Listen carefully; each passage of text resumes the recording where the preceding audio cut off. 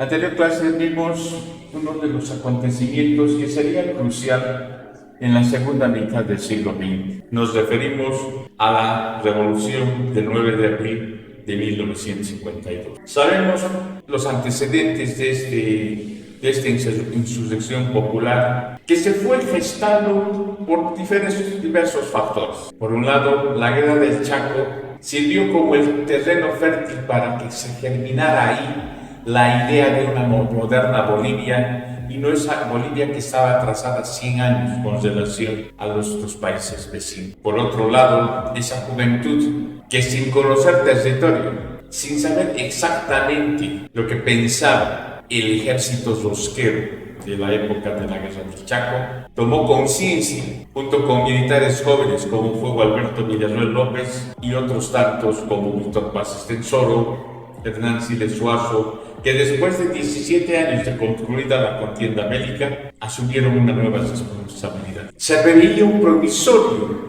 cambio en Bolivia. Sí, se dio, pero esta revolución del 9 de abril de 1952 sería traicionada por el mismo quien firmó la reforma agraria y la nacionalización de las Víctor Paz. Pero ahora vamos a dejar brevemente un aspecto, el aspecto histórico, y entraremos a la parte de la literatura, un poco refiriéndonos a principios del siglo XX, finales del XIX y XX, con dos figuras: Santiago Vaca Guzmán y la figura emblemática del cochabambino Nathaniel Aguirre, autor de la obra considerada por muchos literatos de ese periodo e incluso hasta entrado los años 40 como la mejor obra escrita en Sudamérica a finales del siglo XIX. Vaca Guzmán había dejado en el escenario literario ensayos donde se destacaba el aspecto cultural y el aspecto sociológico de Bolivia. Su obra Días Amargos resultaba ser una obra quizás bastante emblemática para ese momento. Estamos hablando más o menos del año 1866, pero la obra que marcaría el referente dentro de su actividad literaria sería su excelencia y su ilustrísima, escrita en 1889. Nathaniel Aguirre, que igual se proyecta como otro de los referentes de la literatura boliviana y una figura destacada en el campo político, según el literato, escritor, investigador don Adolfo Cáceres Romero, manifestaba que en la historia de la literatura boliviana, como un ícono y como un pilar de la narrativa y de la novela histórica, a Nathaniel Aguirre. Fue un magnífico y prolífico creador literario.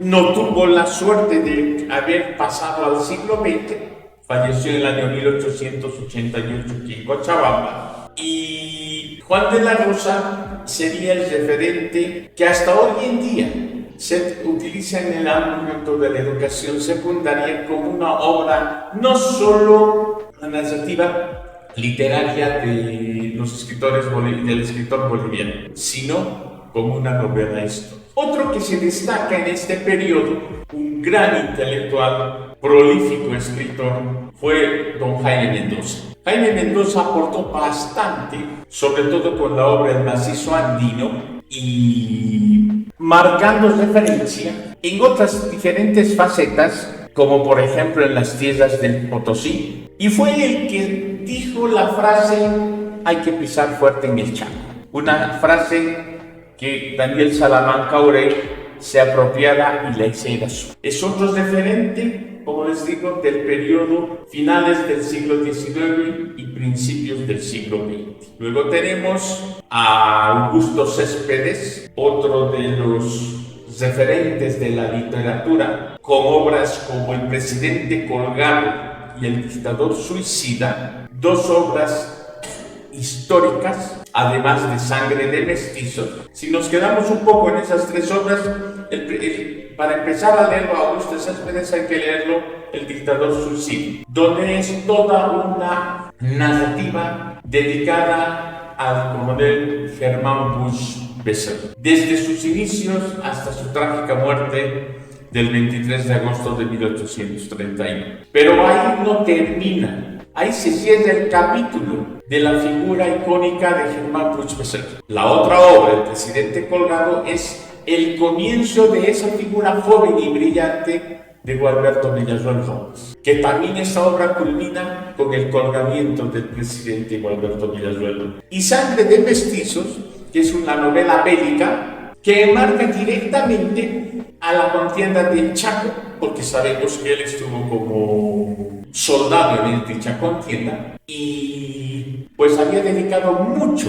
en esta novela la tragedia del soldado boliviano, la falta de logística, las metidas de pata de sus comandantes, las estupideces del comandante de las Fuerzas Armadas, o sea, una serie de cosas que la demuestran. Y aquí yo también agregaría a otro escritor, al cochabambino, nacido en Villarribero, sección de la provincia Punata, o sea, hoy provincia y municipio de Punata y municipio de Villarribero, Jesús Lara. Dentro del campo de la lírica, yo creo que la figura que también marca su espacio después de la figura de María Josefa Mujía es la de Adela Zamudio Rivero.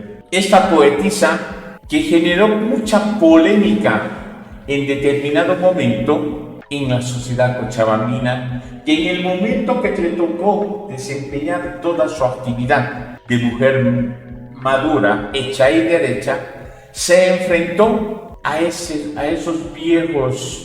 viejas ataduras del machismo insertado, comenzando por el obispo de Cochabamba. Adela Zamudio, que había nacido en Cochabamba en 1854, marcó el paso de la poesía de ese finales de siglo XIX. Hay que tomar en cuenta que ella tenía 15 años cuando estalló, por ejemplo, la Guerra del Pacífico. O sea, era ya consciente de ver una realidad tan cruda de un país que no encontraba su identidad. Entre su vasta creación literaria tenemos esa creatividad, pero en abundancia, sobre poemas que han marcado en la vida de ella hitos importantes. Pero por ejemplo, el poema que marcaría su condición de defensora de los derechos de la mujer se conoce como el poema Nacer Hombre. Ahí, en base a eso, logró enfrentarse a una sociedad que no iba a aceptar ser cuestionada nada más porque esa sociedad era manejada por los varones. Si bien la vida de otro destacado y conocido a nivel hispanoamericano, es decir, de todos los hablantes de la lengua española, la figura de Ricardo Jaimes Freire, que junto con Rubén Darío serían los representantes del modernismo. La faceta de Ricardo Jaimes Freire está marcada en ese contexto de haber sido en un determinado momento ministro de Educación. Se enfrentó en una interpelación en el Congreso de 1925 durante el gobierno de Bautista Saavedra con otro insigne figura de nuestra literatura y también de la política boliviana. Estamos hablando de Franz Tamayo. Ricardo Jaimes Freire siempre daría lo mismo que los escritores bolivianos, énfasis a que todo, absolutamente todo en la vida de un hombre depende de la educación. Entre las obras que dejó Freire está Castalia Bárbara, la hija de Jefté, Las víctimas, Los conquistadores y así una serie de obras literarias que marcaría a su figura. Si algo hay que destacar en este periodo, aunque también es bueno señalar, tenemos la figura de Gabriel René Moreno, nacido en Santa Cruz el año 1836 y fallecido en Chile, donde pasó la mayor parte de su vida. Particularmente como historiador, la figura de Gabriel René Moreno para mí se presenta muchas interrogantes, porque cuando se inició el conflicto con ese país, él fue el primero en informar y conocer las bases chilenas. Nunca manifestó alguna opinión que facilitara ver su posición en este conflicto. No quiero entrar en una polémica histórica y mucho menos cuestionar la figura de Gabriel Zené Moreno, pero para mí lo dejo ahí en ese espacio que no perjudique a nadie, pero no lo reconozco como un referente más en ese sentido. Sí, sus aportes literarios han marcado bastante, en el sentido de que han aportado a nuestra literatura, como es el caso, por ejemplo, de la obra Los últimos días coloniales en el Alto Perú. No ha sido muy bien difundida, pero también en ese sentido aportó con eso, pero la obra que sí es muy buena, da mucha referencia a ese trágico y oscuro periodo que fue el gobierno de José María Chavaliente y la figura de Plácido Yáñez. ¿Saben la figura de este coronel que se dedicó en un día a cometer una serie de abusos, arbitrariedades y asesinatos? Como ustedes recordarán, fue asesinado el expresidente Jorge Córdoba, y esta acción desenfrenada de este individuo oscuro derivó en la reacción del pueblo paceño que perdió la cordura, atacó a donde se encontraba este individuo, y este fue muerto con un disparo cuando trataba de escapar por los techos del Palacio de Gobierno. Entonces ahí están estas dos obras. Ahí dejo la figura de este señor, no quiero entrar más en detalles porque, como les digo, su figura en el contexto de la Guerra del Pacífico deja mucho que decir. Nuevamente vamos a entrar ahora específicamente a la revolución del 9 de abril de 1952. Como les dije hace un momento, una revolución que podía haber generado el cambio radical de 360 grados de Bolivia en el año 1952. Hubo muchos muertos, mucha juventud, principalmente excombatientes de la Guerra del Chaco, ingresaron a militar en el MNR para luego convertirse en milicianos. Y muchas mujeres, como es el caso de Lidia Gayler Tejada, que también entró a militar al MNR, y algunas se convirtieron en temibles barzolas de las juventudes del MNR de los años 52 adelante. Pero esta revolución que pensó que cambiar Bolivia era solamente firmar un decreto de reforma agraria y entregar al campesino la propiedad que antes pertenecía al patrón, era la solución, nunca fue medida ni hecha con los principios y las convicciones necesarias. En ese contexto, habíamos dicho que la Guerra del Chaco sirvió como el terreno de cultivo para una idea de cambiar Bolivia. Pero de 1935, que concluyen las hostilidades del Chaco, tuvieron que transcurrir 17 años. En ese lapso moriría uno de los principales pensadores del nacimiento de una nueva Bolivia,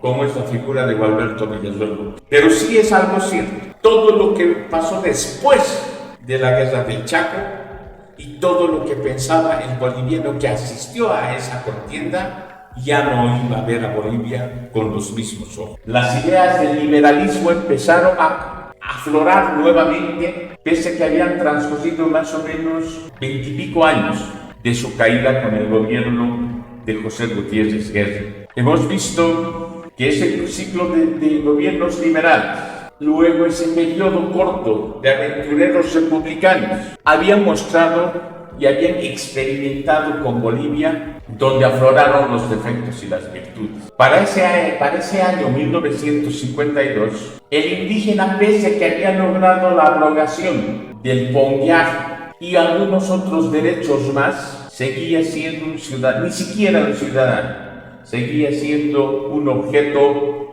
que los grandes patrones del latifundio lo tenían todavía en su poder. Pero, ¿qué situaciones habían marcado eso? Para ese periodo, 1952, la figura destacada, icónica y conocida mundialmente de Simón Iturri Patiño había desaparecido. 1947, fallecería en Buenos Aires y quedarían solamente los dos varones del estaño, el judío Mauricio Hoshi y el potosino Carlos Víctor Aramayo.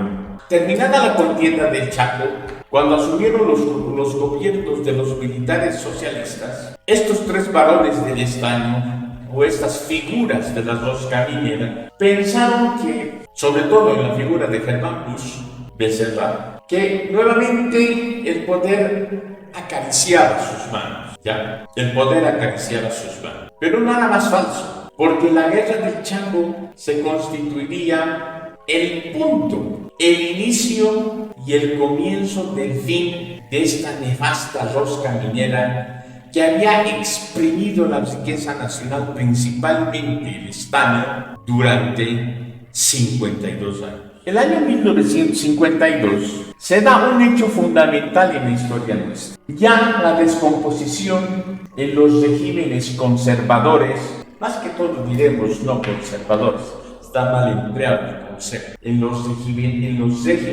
regímenes rosqueros de Tomás Monje Gutiérrez, de Enrique Herzog Gardiazabal, de Mamerto Rolagoitia Arriaga y de Hugo Balivián Rojas, la rosca pensó que su posición todavía seguía siendo sólida y poderosa. Pero el cadáver de ese viejo sistema oligárquico y feudal se estaba desmoronando pedazo por pedazo. Habíamos dicho que Bolivia despertaba, la Bolivia despertaba de ese aletargamiento que había comenzado en el siglo XIX después del gobierno de Hilarión Daza Procel. Esa producción feudal de la agricultura y todo el poder económico de la minería en manos de tres personas estaba a punto de desaparecer. Se buscó y se trató durante el gobierno de Enrique Peñaranda, a través de la misión de Balvin Boham, de ver un parámetro que sirva como el puntal que impulse al país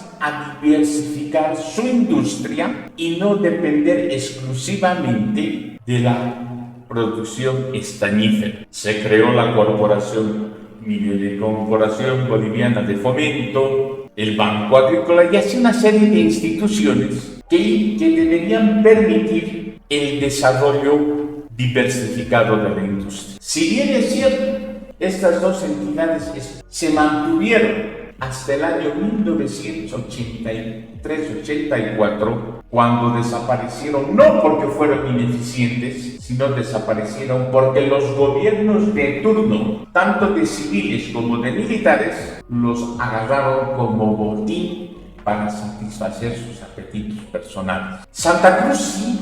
Se puede decir que Santa Cruz fue el más beneficiado con el plan Boham, porque se vio la calidad de territorio que tenía para desarrollar la agroindustria. Los resultados recién se lo están viendo.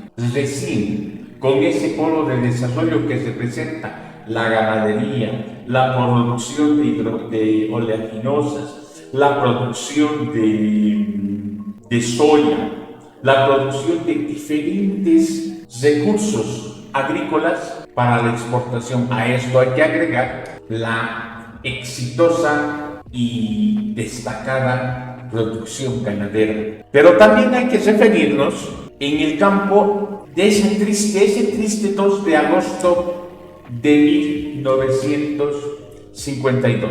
1953, en la localidad, hoy diremos en el municipio de Ucureña, una localidad situada entre el municipio de Punata y el municipio de Clizá, muy libre de cuerpo. El doctor Víctor Paz Extensor firmaba el decreto de la reforma agraria bajo el lema: la tierra es para quien la trabaja. Es cierto, era algo positivo para ese momento. Se estaba haciendo justicia contra siglos de ultraje, de explotación, de injusticia contra el indígena, ya sea quechua o sea aymara. Pero ya con la visión hacia adelante, la reforma agraria no tuvo ni pies ni cabeza, porque directamente fue un proyecto al servicio del interés político, principalmente de Víctor Paz Estenssoro y después del movimiento nacionalista.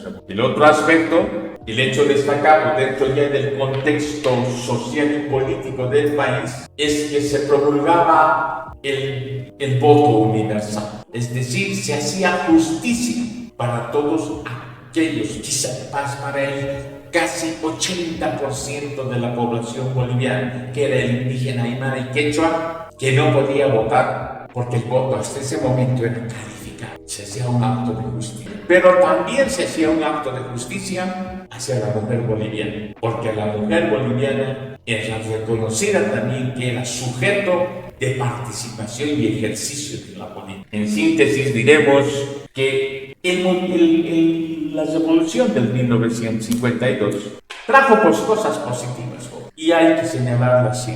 Primero, se entregaba indio su propiedad, que fue arrebatada por los conquistadores, luego por los criollos y los mestizos. Se le daba el derecho de ejercer el voto, de elegir porque él que consideraba su líder. Y tercero, se hacía justicia con la mujer boliviana. Pero la revolución de 1952, jóvenes, también tenía grandes puntos negativos. Primero, nunca pensó el MNR profundizar esta revolución, porque si su intención hubiera sido profundizar la revolución, hubiera llegado hasta el mismo punto de pasar de la agricultura rudimentaria, casi feudal, a una agricultura moderna, mecanizada, facilitando créditos al dueño de la tierra, estimulando a la producción, pero nada fue. Más bien hicieron, cuando le entregaron los títulos de sus tierras a los indígenas, ¿qué les dijeron?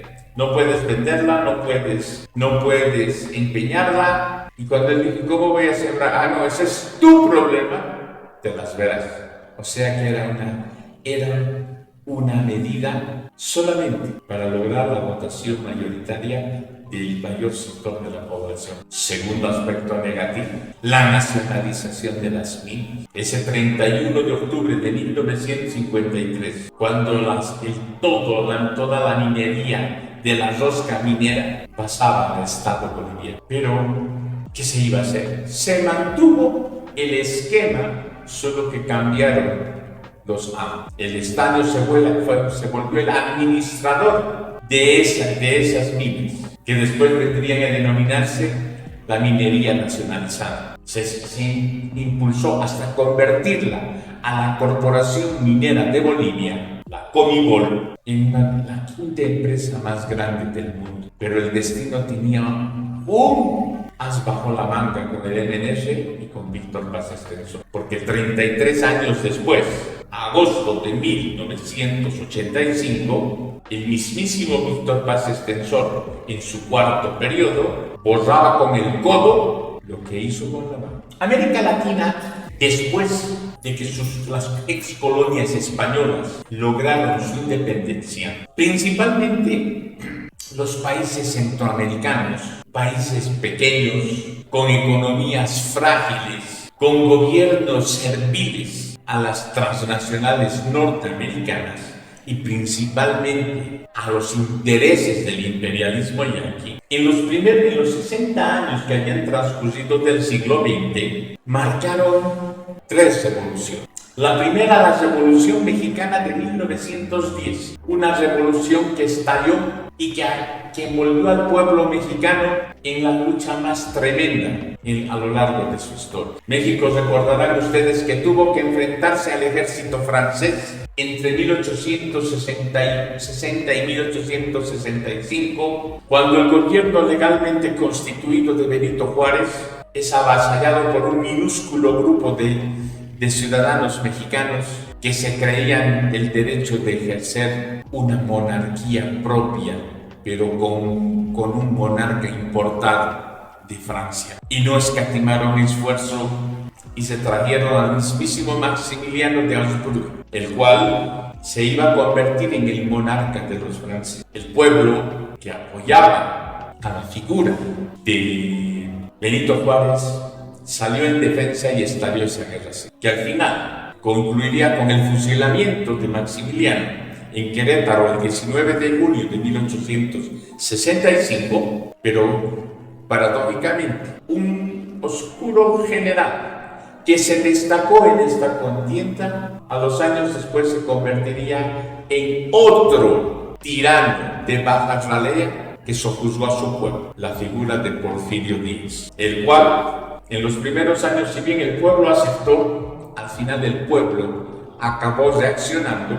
e iniciándose la Revolución Mexicana, con figuras claves como Pancho Villa, Francisco Madero, etcétera, etcétera. En ese interín, la otra revolución que marcaría la tremenda y dramática historia de la América Latina es la revolución de 1952 de Lemberger, y la revolución que acabaría por dar, y que yo la considero la revolución que abrió los ojos a la realidad de América Latina, pero principalmente de los países, la revolución cubana de 1959. La figura de Fidel Castro, de Ernesto Che Guevara, marcaría un referente, pero era a través de otra visión que hasta entonces no se dieron ni en la revolución del 52 en Bolivia, ni en la Revolución Mexicana, la corriente del marxismo. Una vez que concluyen los combates, porque hay que referirnos históricamente y el momento histórico que pasaba,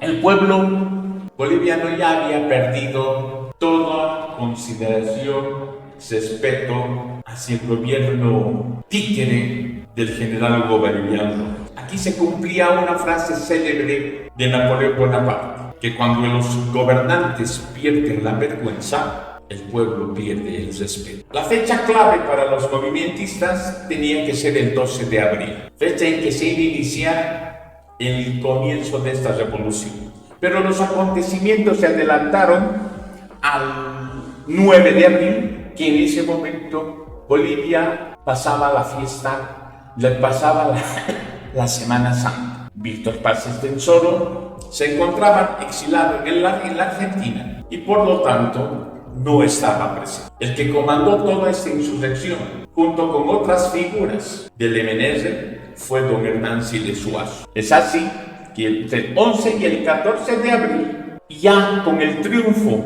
consolidado de la revolución, se esperaba la llegada del líder del nacionalismo boliviano. El Lemberger directamente había desarrollado una política bastante minuciosa con relación a las entidades obreras. Así, por ejemplo, el primer periodo del gobierno de Víctor Paz Estenssoro, es decir, de 1952 a 1956, sería un cogobierno con la Central Obrera Boliviana y el Lemberger. Por otro lado, el líder, la figura icónica del movimiento obrero en Bolivia, que estaría vigente hasta 1983, hablo de don Juan Lechín Oquendo, sería el referente de la Central Obrera Boliviana. Como hemos dicho, esta alianza determinó que el poder sindical y el poder político de un partido manejaran las decisiones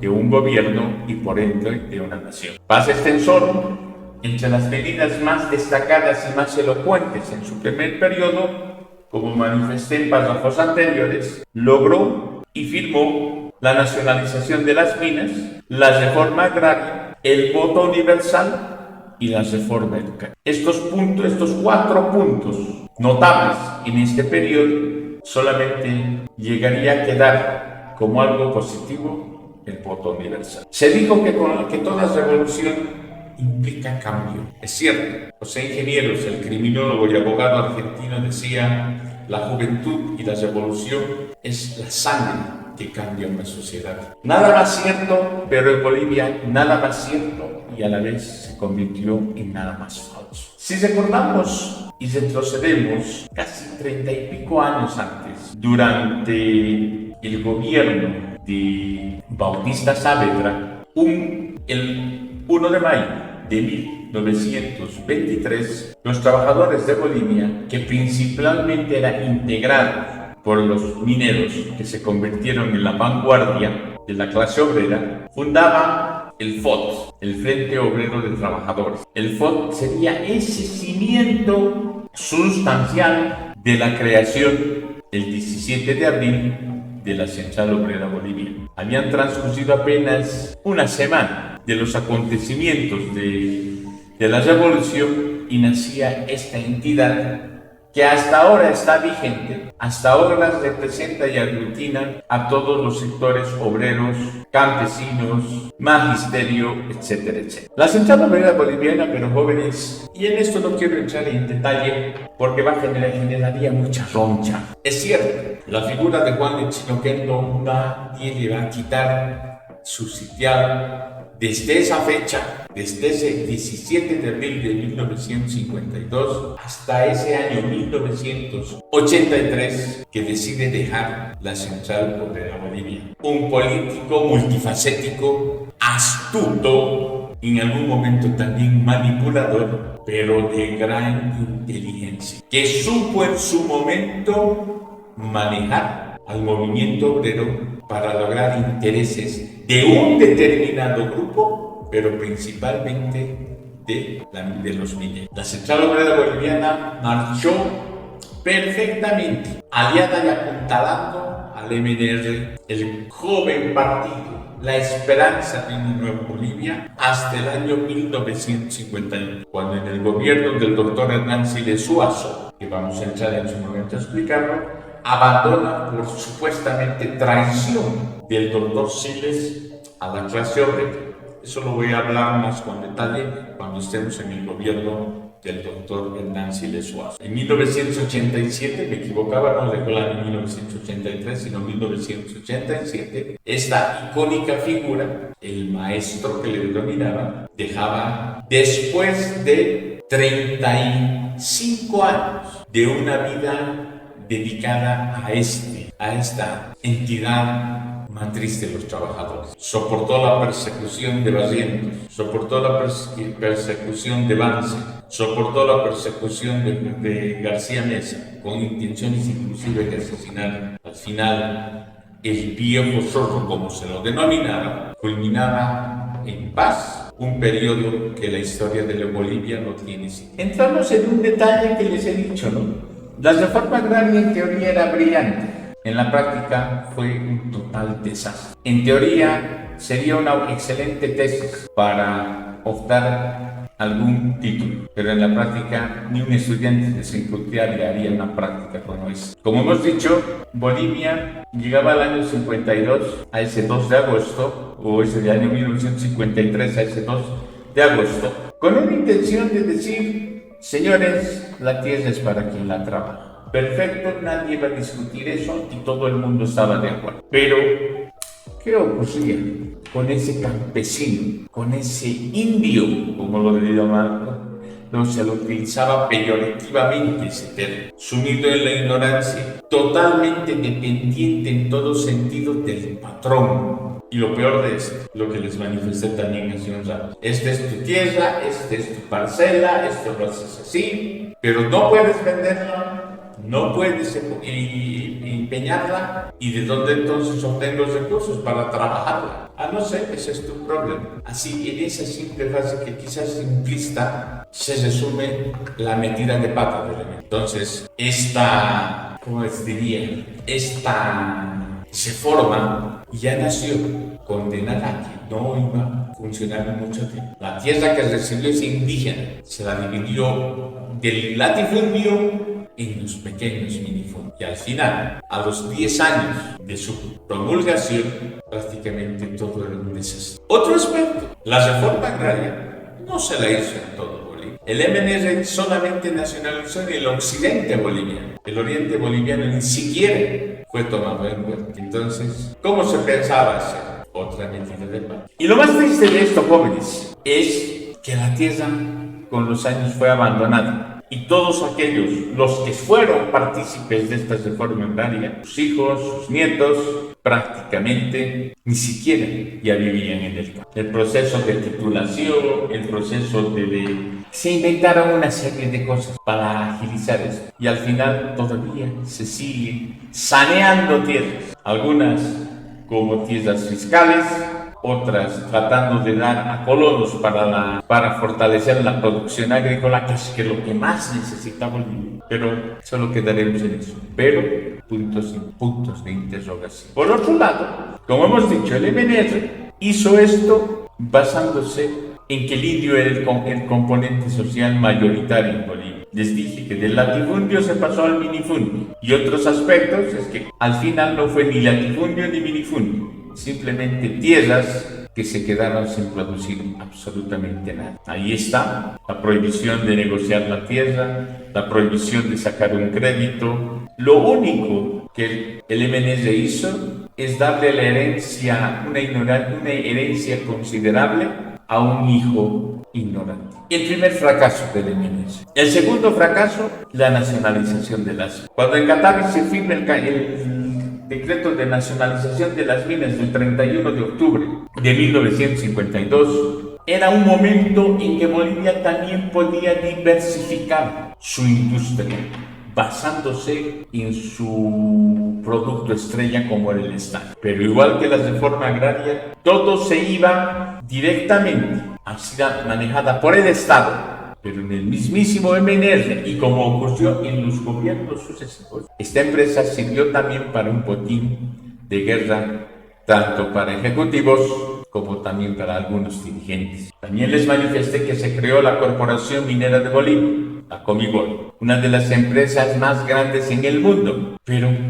¿qué nació de todo eso? Que ese agosto de 1985, Víctor Paz Estenssoro firmaba la desaparición de la Corporación Minera de Bolivia. Lo que hizo con la mano, lo borraba con el voto. El voto universal, como hemos dicho, es un logro. Y me parece que es la mejor medida que el MNR haya podido hacer. Primero, para todos los estantes y habitantes de Bolivia que tengan en esa época, sean mayores de edad a los 21 años, o se hayan casado estén casados. Se eliminaba de por sí uno de los más nefastas leyes vigentes desde la Constitución bolivariana, promulgada el 19 de noviembre de 1826, como fue el voto calificado. Es decir, el que sabía leer y escribir y tener recursos económicos podía votar. ¿Cuántos representaban eso? Un porcentaje absurdo. Pero el grueso de la población, que representaba a indígenas, quechuas y aymaras, no podían votar. Es más, ni siquiera eran considerados ciudadanos bolivianos. Habían transcurrido en el siglo XIX gobierno de José Manuel Pando Solares, Ismael Montes Gamboa, que sí, en su primer periodo hizo algo notable para la educación y que dio buenos resultados, como es la creación de la normal de Maestro Sucre en 1908, cuando él ya no estaba en el gobierno, estaba el presidente Leodoro Villazón Montaña. Pero esa visión que dejaría mucho en la educación boliviana. Y después los otros gobiernos que pasaron de simples pinceladas o maquillajes sobre uno de los problemas más grandes que hasta hoy tiene Bolivia con relación a la educación. El MNR toma como tercer punto de importancia en su propuesta revolucionaria la reforma educativa. Se dicta el Código de la Educación y se van a modificar situaciones bien estructurales. Y el MNR tuvo dos oportunidades para hacer una reforma educativa realmente con todas las de la ley, el año 1952 y el año 1990. Esta reforma que se plantea el año 52 era masificar la educación, que la enseñanza llegue hasta los lugares más recónditos del país. Pero los resultados, no diré que todo haya sido negativo, sería falta de hidalguía no reconocer que se dio. Dijimos que el ejército boliviano, mal llamado boliviano porque era el ejército de la rosca minera, el gobierno servil a los intereses de los varones del estaño. Digo servil porque se prestó para la masacre de Jesús de Machaca, la masacre de Uncilla, la masacre de Catavi y otros serios acontecimientos. Parecía que ese ejército había dejado de existir cuando el último militar rosquero se había rendido y se clausuraba el colegio militar y salía de esa revolución el ejército revolucionario, formada con todos esos milicianos, militantes del MNR, llamados en el momento del conflicto armado. El colegio militar, después de haber pasado una serie de pruebas y readecuarlo bajo una nueva visión de Bolivia, se va a reabrir el año 1953. Hasta ese momento, en el periodo de la rosca minera del Colegio Militar de Ejército, pasa a ser denominado Colegio Militar o Alberto Villazón. Las milicias armadas estaban compuestas, como les dije, de excombatientes de la guerra del Chaco, de los trabajadores mineros, y a esto se integraban los campesinos. Si bien la reforma agraria no llegó al oriente boliviano, el departamento de Santa Cruz sí había tenido otra connotación.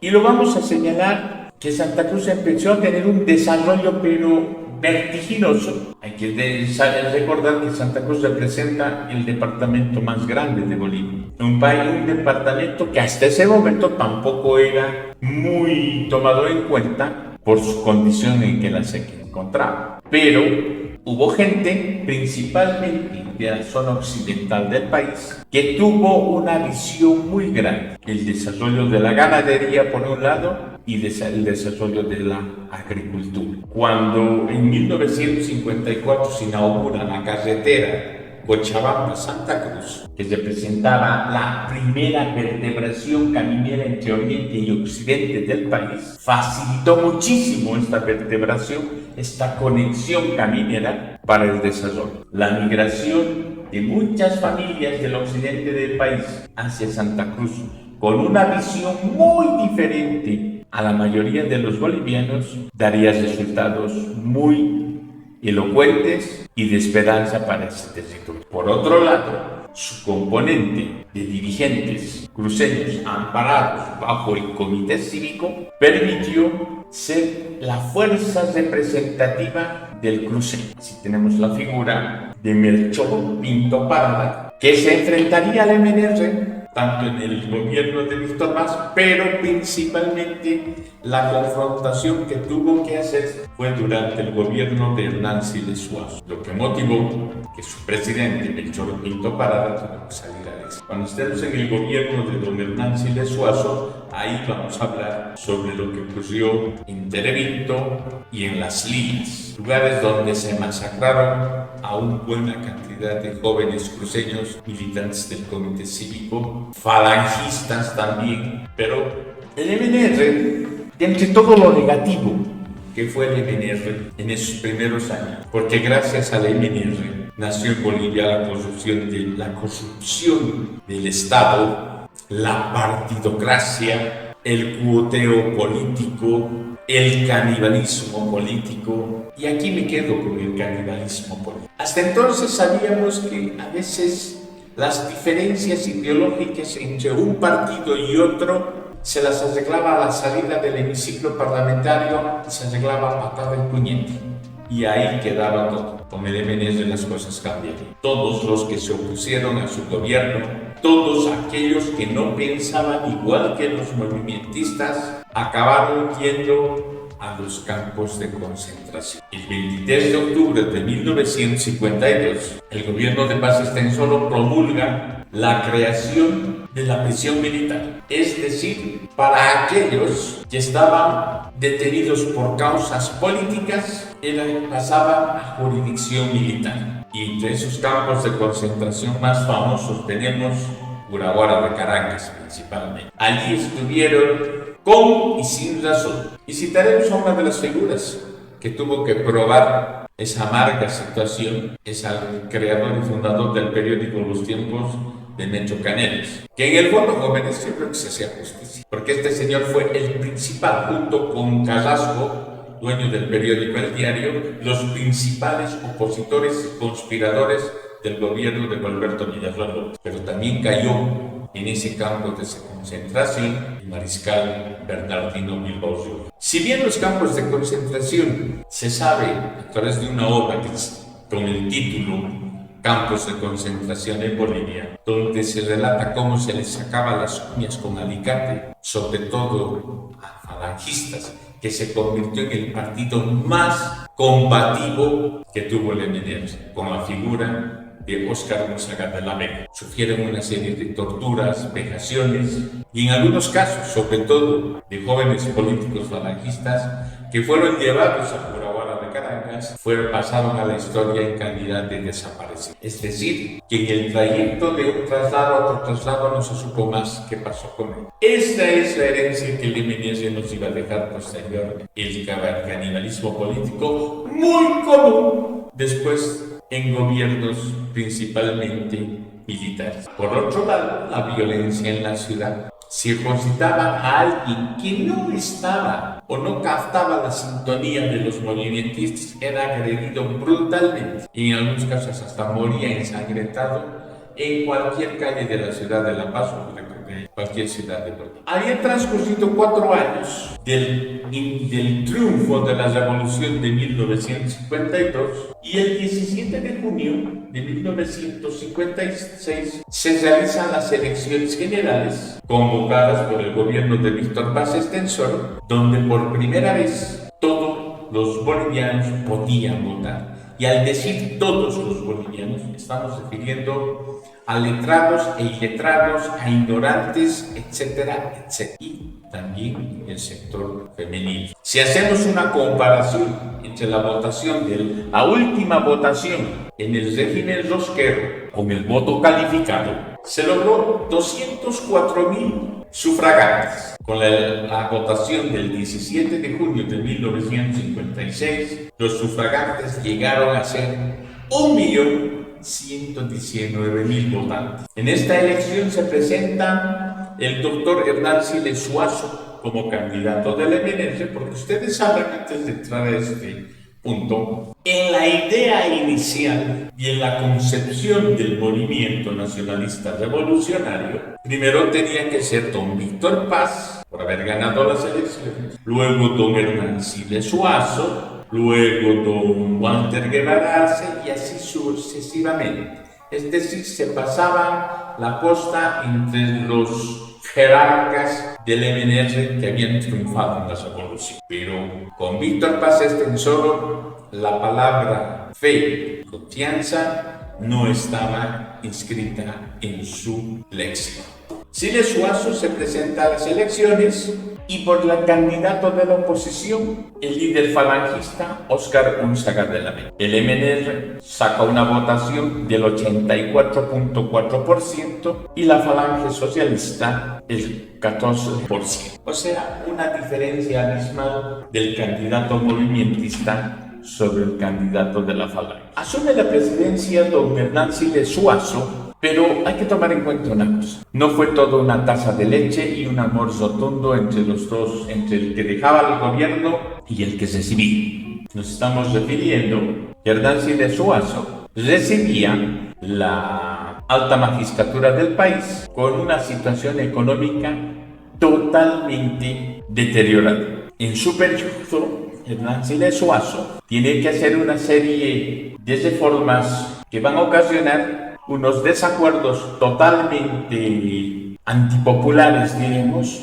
que lo vamos a ver en este momento. Primero, lo que hace el gobierno de Hernán Siles Suazo es la aprobación del Código de Seguridad Social, que podríamos decir para ese momento era lo más avanzado en la legislación boliviana en lo que se refiere al derecho de los trabajadores. Pero ya llevado a la práctica, se convirtió en la enfermedad endémica de los partidos políticos en Bolivia, la burocracia. O sea, también se aprobó la ley de cooperativas, pero tampoco pudo ser la solución a todos los problemas que se producían principalmente en el sector agropecuario. Por otro lado, dijimos que la situación no era de las mejores económicamente. El manejo de la economía de Víctor Paz Estenssoro, que siendo economista no supo hacer los ajustes necesarios, produciendo una inflación galopante, Siles Suazo tiene que hacer todo el esfuerzo para revertir esta situación. El 15 de diciembre de 1956 decretan la estabilización monetaria, en la cual el Fondo Monetario Internacional, el FMI, envía a uno de sus técnicos, el célebre George Jackson Eder, que en el otro sector de los movimentistas produjo un malestar grave. Se desataron una serie de protestas y la Central Obrera Boliviana acabó rompiendo su relación con el MNS. Pero lo más notable de este periodo fue que el mismísimo vicepresidente de la República, Núcleo Chávez Ortiz, renuncia al cargo en protesta por esa actitud antiobrera. A Eder lo acusó de que se iba a enriquecer con los bonos de la deuda externa. Al final, y de muy buen manejo de su gobierno, y sobre todo en la parte económica, se logra la estabilización económica. Y esta estabilización hecha por Hernán Siles Suazo en el año 1956 se mantuvo durante 16 años hasta octubre de 1972, durante el gobierno del general Hugo Banza Suárez. Lo que les decía hace un momento antes de entrar al gobierno de Hernán Siles Suazo, el canibalismo político que había sembrado el MNR, los campos de concentración, sobre todo la persecución política, el asesinato de un opositor, etcétera, etcétera, también se da con los líderes de la oposición, principalmente figuras del Comité Cívico de Santa Cruz, donde el año 1957-58 se va a dar uno de los acontecimientos más tristes de nuestra historia, la masacre de Teremindo, donde jóvenes cruceños se refugiaron con el objeto de crear la resistencia. A esto hay que agregar a los jóvenes falangistas, que la mayoría eran integrantes cruceños en esta localidad, pero el MNR no tuvo ningún reparo en agarrar y en camiones mandar a los campesinos de Ucureña, los cuales los masacraron, a jóvenes del Comité Cívico y a militantes de la Falange Social. Es cierto que la figura de su líder, Óscar Unzaga de la Vega, es una figura que yo siempre he cuestionado mucho. Decía amar a Bolivia sobre todas las cosas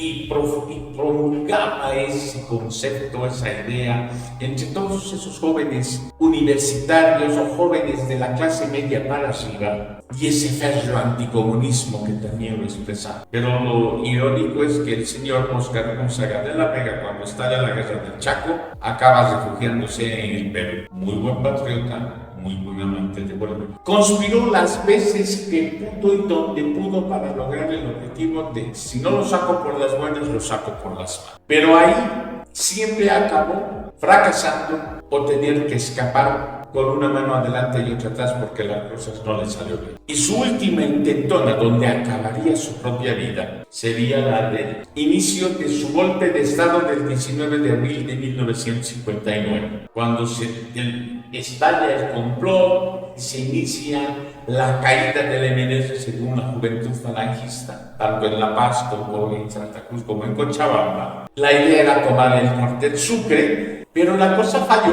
porque los mismos falangistas metieron la pata. Tomaron Radio Imani, como ustedes sabrán, Radio Imani hoy es radio, creo que ha vuelto a ser Radio Imani, porque en el gobierno de don Juan Evo Morales Zaina se llamó Radio Patria Nueva, no, sigue siendo ahora Radio Patria Nueva. Tenía un potencial de difusión que se puede escuchar esa radio tanto en el Paraguay como en la Argentina. ¿Pero por qué? Porque esta radio se creó junto con Radio Nacional durante el gobierno del presidente Daniel Salamanca Urey, con el fin de contrarrestar la potencia de las radios argentinas en la guerra del Chaco, que hacían difusión de noticias totalmente falsas o tergiversadas que afectaba mucho a los bolivianos. Entonces se creó esa radio con un potencial, como les digo, de emisión de ondas, y la idea de los falangistas era tomar esta radio y a través de esta radio lanzar las proclamas, puesto que se iba a escuchar esto en todo Bolivia. El año 59, jóvenes bolivianos, el medio de comunicación que el ciudadano boliviano tenía era la radio y después el periódico. Entonces se toma la radio,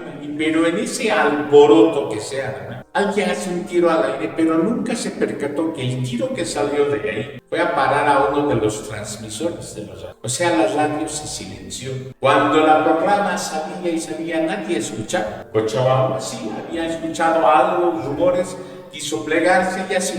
Fue más que un complot golpista, fue una escaramuza que a las 11 de la mañana ya estaba prácticamente controlada por el enemigo. El líder, Óscar Unzaga de la Vega, se refugió junto con su lugarteniente, el ex cadete René Gallardo, esperando salir, yo creo, en los hombros apoteósicamente, pero al final de la tarde vieron que su golpe había fracasado y toman la decisión de suicidar. Justo en el año, ese día que era cumpleaños de Óscar Unzaga de la Vega, desaparecía esta figura que sí fue un ícono entre los años 50, 60 y 70, porque al final en la Falange Socialista Boliviana acabó siendo un grupo de paramilitares que sirvieron para masacrar a todos aquellos que no comulgaban con los militares golpistas. La trágica muerte de Unzaga de la Vega en esa calle de Miraflores, la casa 188, la calle Laricaga, terminó con esto.